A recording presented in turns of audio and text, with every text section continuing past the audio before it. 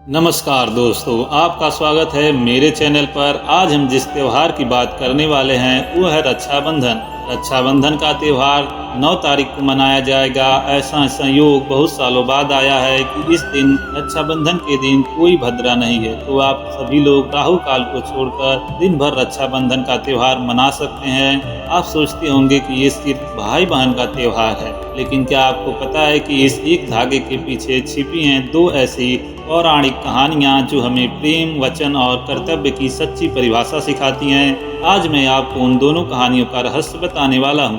पहली कहानी है राजा बलि और माता लक्ष्मी की। रक्षाबंधन के पीछे की एक बहुत ही प्रसिद्ध कहानी है राजा बलि और देवी लक्ष्मी की। लेकिन क्या आप जानते हैं कि शास्त्रों में इसका उल्लेख थोड़ा अलग तरीके से किया गया। आज मैं आपको उस वास्तविक कहानी के बारे में बताऊंगा जो भाई बहन के प्रेम और धर्म के कर्तव्य को दर्शाती है। बहुत पुरानी बात है, जब राजा बलि अपनी शक्ति और दानशीलता के चरम पर थे। उन्होंने अपने पराक्रम से तीनों लोकों पर अधिकार कर लिया था। भगवान विष्णु ने राजा बलि की परीक्षा लेने और देवों को उनका अधिकार वापस दिलाने के लिए वामन अवतार लिया, यानी एक छोटे से ब्राह्मण का रूप। वामन भगवान राजा बलि के पास गए, उनसे भिक्षा में केवल 3 पग भूमि मांगी।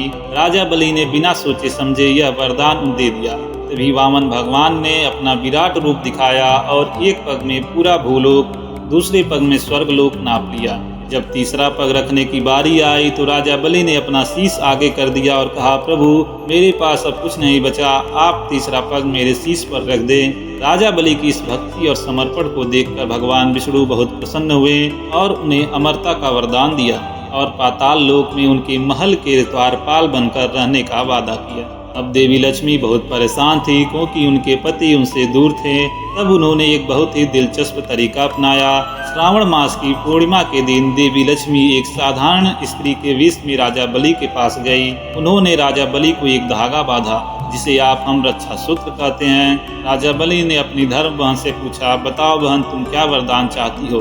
तब देवी लक्ष्मी ने अपने असली स्वरूप में आकर कहा, भाई आप मेरे पति भगवान विष्णु को वापस वैकुंठ में जाने दें, मैं उन्हें अपने साथ ले जाना चाहती हूँ। राजा बलि ने अपनी बहन के प्रेम का सम्मान किया और भगवान विष्णु को जाने दिया। उन्होंने कहा, हे देवी आप मुझे मेरे आराध्य से दूर ले जा रही हैं, लेकिन मैं आपकी बात का सम्मान करता हूँ क्योंकि आज आपने मुझे एक भाई के रूप में अपनाया है। दूसरी कहानी है श्री कृष्ण और द्रौपदी की।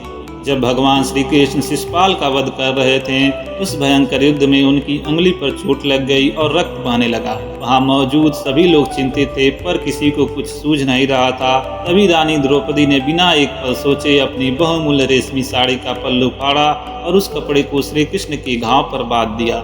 द्रौपदी के इस निस्वार्थ प्रेम को देखकर कृष्ण भावुक हो उठे।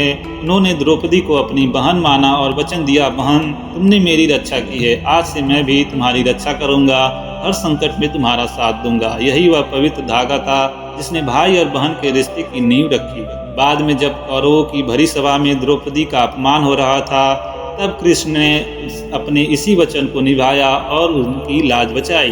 तो दोस्तों, यह रक्षाबंधन की असली कहानी। यह कहानी हमें सिखाती है कि रिश्ता सिर्फ खून का नहीं बल्कि कर्तव्य, समर्पण और प्रेम का होता है। राजा बलि ने अपनी बहन के लिए अपने आराध्य को जाने दिया और यही है इस त्योहार का असली सार। अगर आपको यह कहानी अच्छी लगी तो इस वीडियो को लाइक करें, अपने दोस्तों और परिवार के साथ शेयर करें और मेरे चैनल को सब्सक्राइब करना न भूलें।